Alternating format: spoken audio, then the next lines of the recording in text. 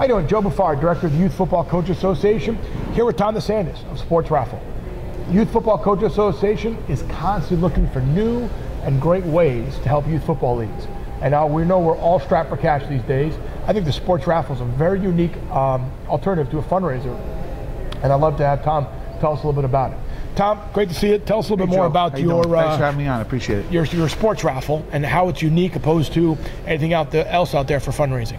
Well, you know, it's because it's a full service turnkey program. I think that's the key. The organizations, all they have to do is look at how we tell them and work with them to show them how to run the program, and it's something that's one-stop shop, and it's very unique because it combines the travel industry, which everyone loves to travel, and the sports industry, which everyone's a fan of sports in all different varieties. The program's real simple. If you have a youth football organization that has anywhere from 100 to 200, typically I know they're over 200 with the cheerleaders and football players, they run a raffle. We're all familiar with raffles. The reason why this is unique and why it works is because you're offering your membership and the families of your membership a chance to win a trip of a lifetime. The winners of the raffle get to choose an all-inclusive trip for two to any major sporting event, winner's choice, or leisure travel destination. So you run the raffle, you give each family a book of tickets, 10 in a book, $10 a ticket, so it's $100 a book times 200 family members. It's $20,000. We don't get paid. There's no upfront money. We don't get paid till after you raise the money, and that's just for the minimum. If you get that participation of your core group of families. After that, we also show this program tips on our website. We show you how to maximize the time and the people in your community through sponsorship, having local businesses sell tickets for you and going out in front of the local food markets and going into the local businesses and Dunkin' Donuts and just a different work, different stores selling tickets out front. It's amazing how the amount of extra money and revenue that can be made. So not only do you have that core, that base of, let's say, raising anywhere from $11,000 to $15,000, but I've had organizations raise anywhere from $25,000 to $50,000 over the last 10 years. So let me get this straight then. So it's a raffle, but the prize is chosen by the winner, opposed to the standard. We got a car raffle, we've got an X item here. The winner gets to choose, and the winner can choose from a major sporting event such as the Super Bowl, Final Four, Kentucky Derby, to the other side of the extreme, luxury vacation, stuff like that. So you're just getting a certificate that the winner gets, and they get to choose. That's so correct. That opens the door for everybody, I think. I mean, you're going to get, if you're just raffling off one item, such as a car or one trip to one area, I think you're closing the door on some people that could potentially purchase those tickets. But here it's anybody, because who wouldn't want to go on a luxury trip? Who wouldn't want to go to the different sporting event? I know, certain people in my family may not want to go to the Super Bowl, but they would love to go spend a week in Hawaii, and that you have the ability to do that. Absolutely, and that's the key too. And they have a year to choose.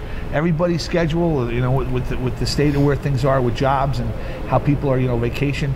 They have a year to choose where and when they want to go. So and they get to, like I said, they get to choose where they want to go. So I'm interested. All right. So my league, we've got 275 kids participating. That's a breakup of cheer and football. Right. Walk me through step one.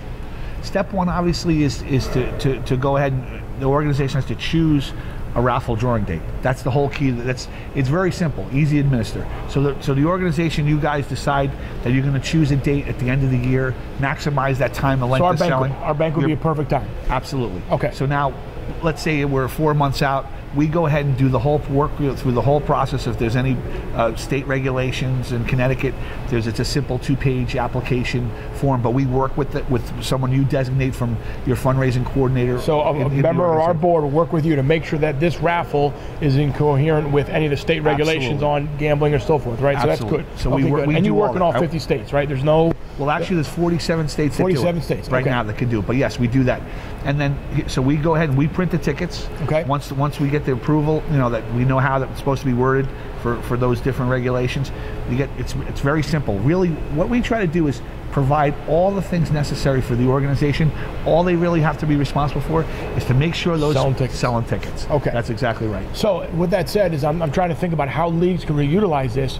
So let's say we're going to pick it on our banquet date in January. Okay, so we can literally be selling tickets every home game throughout the entire season both at the youth level and even at the high school games. There's people coming in, and I can sell them anywhere, so we can have almost a 4-month season to sell those tickets.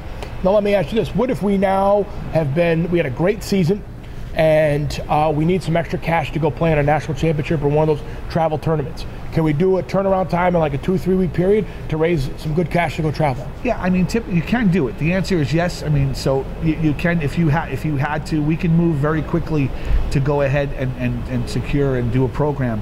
It's a little more difficult just because of the time frame, but I say why don't you be proactive and set this up for organizations so you have that travel fund, raise the money. Listen, that's good. That's a good point. Yeah, have it already in the kitty in the bank, so that hey, if we do succeed, we're already there, and if we don't, heck, we already got the cash in here, and we can roll in extra equipment and so forth. Yeah. That's good. That's good. Excellent. So, all right. So you come in, you will hold the hand of the league, support them, get the tickets, encourage them, and how does the payout work? What's the end of the road? We have a raffle trip. We chose a date, conducted our raffle. We've chosen a winner.